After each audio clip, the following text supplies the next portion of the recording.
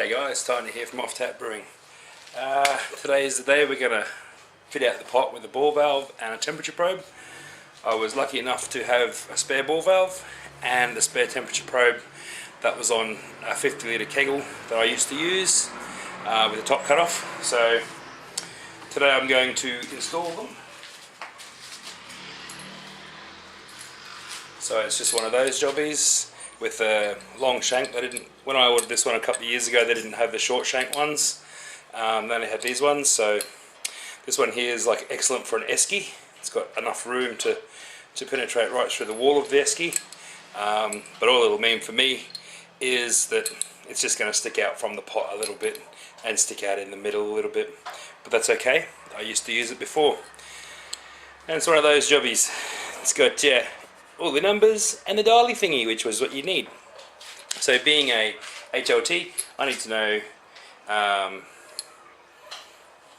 the accuracy of the pot or the temperature for the water for my mash sparge out thingy. The first thing I need to do is I need to check my size. If you can see that, we're looking at about 22 millimeters. So I need a hole saw that's going to be able to cut that size hole. Luckily I have one. That's a hole saw. These are the ones I use. These are made for stainless steel.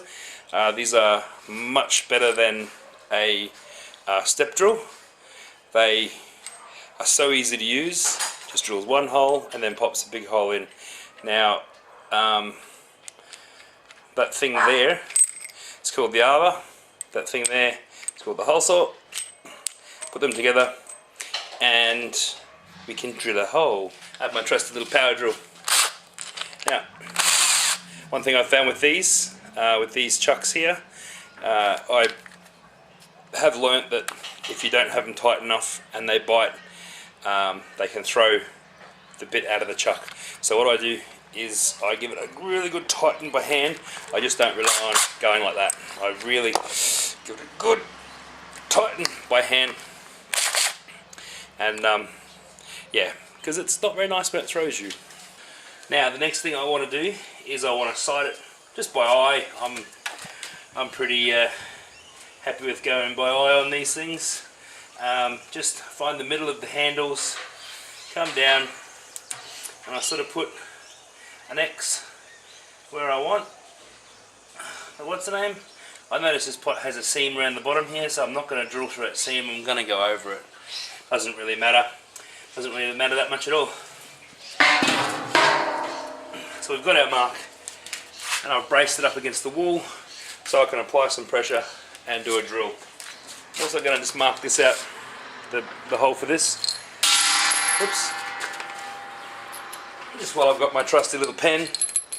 I'm going to want that a lot higher than the ball valve and away from the heat. This HLT will be used at full capacity, full volume, all the time, so having it this high really isn't going to be a drama. So I think about there for that one. That keeps it away from the little burner and all that sort of stuff. Now guys, I don't have any cutting compound. I have WD-40, which is a lubricant. The trick with drilling out stainless steel, this is only thin gauge stainless steel, but the trick is to go slow and long rather than fast and quick, because it will heat up the tip of the arbor and the tip of the drill and just blunten them. So what we want is just spray a little bit of lubricant on there, slow, and apply pressure. So you need a good drill that has a lot of torque and controllable speed.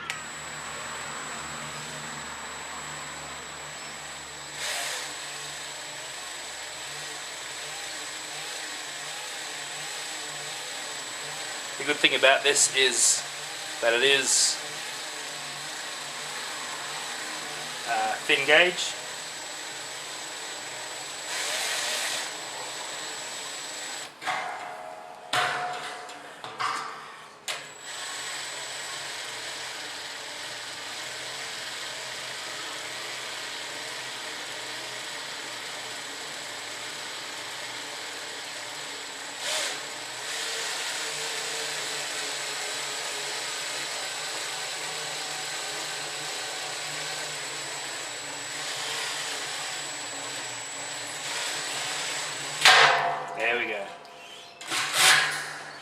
You can see a little bit of steam coming off that, I hope. Got a little bit hot. We don't want it to get that hot.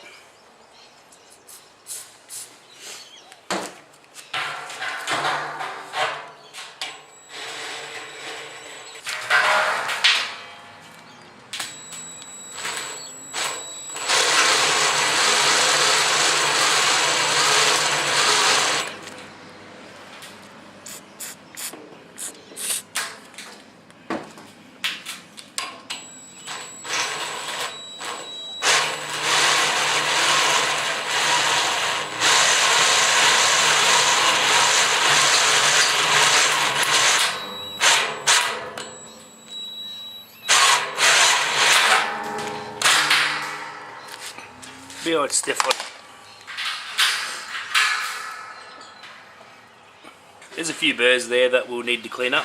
I've got a Dremel for that, so yeah, I'll just tidy those up with a Dremel.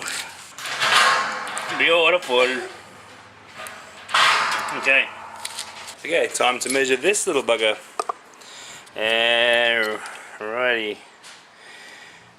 My guess is it's about 13 mil from where to go. 13 mil. So yeah, let's have a look, see if we've got a 13 mil one. I've got 16 mil being my smallest.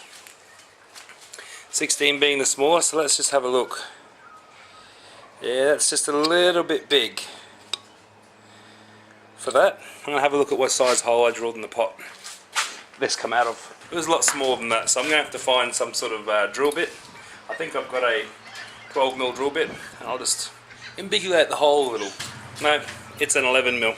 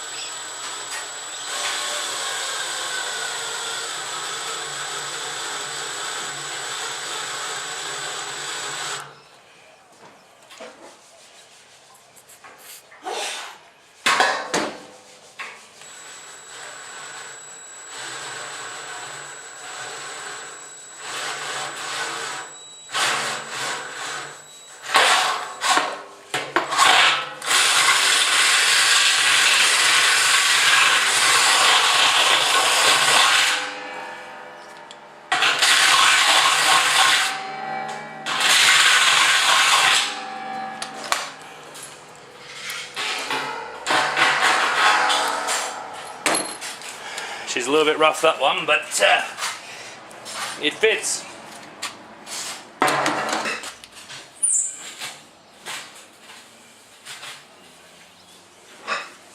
Okay guys, my Dremel's at the back, so I'm going to take this pot around there rather than bring it all around here. I'm going to tidy those holes up. I'm not going to shoot that, but you get the idea. I'm just going to take all the burrs off around the inside of the hole and on the flat sides of each of it, just so when I screw my washers together, it's not going to cut into the washers and cause a leak. And then I'll be back for the fitting of the taps, and also once the taps are fitted, we'll do a cold water leak test, and then we'll heat that water up and we'll do a hot water test. If there's going to be any dramas, we're going to find them right at the point where we can't do anything about it, when the water's really hot. So I'll be running this pot for the first time, checking for leaks. So I was able to tidy up the holes, take the burrs off, and get it ready for the installation of the ball valves. So I use a washer, a silicone rubber, another silicone rubber, a washer, and then a threaded thingy, whatever that is. What that'll allow me to do is I'll put another fitting in there which goes down to the bottom if I need to. I don't really need to. I'll be able to use all the water in there.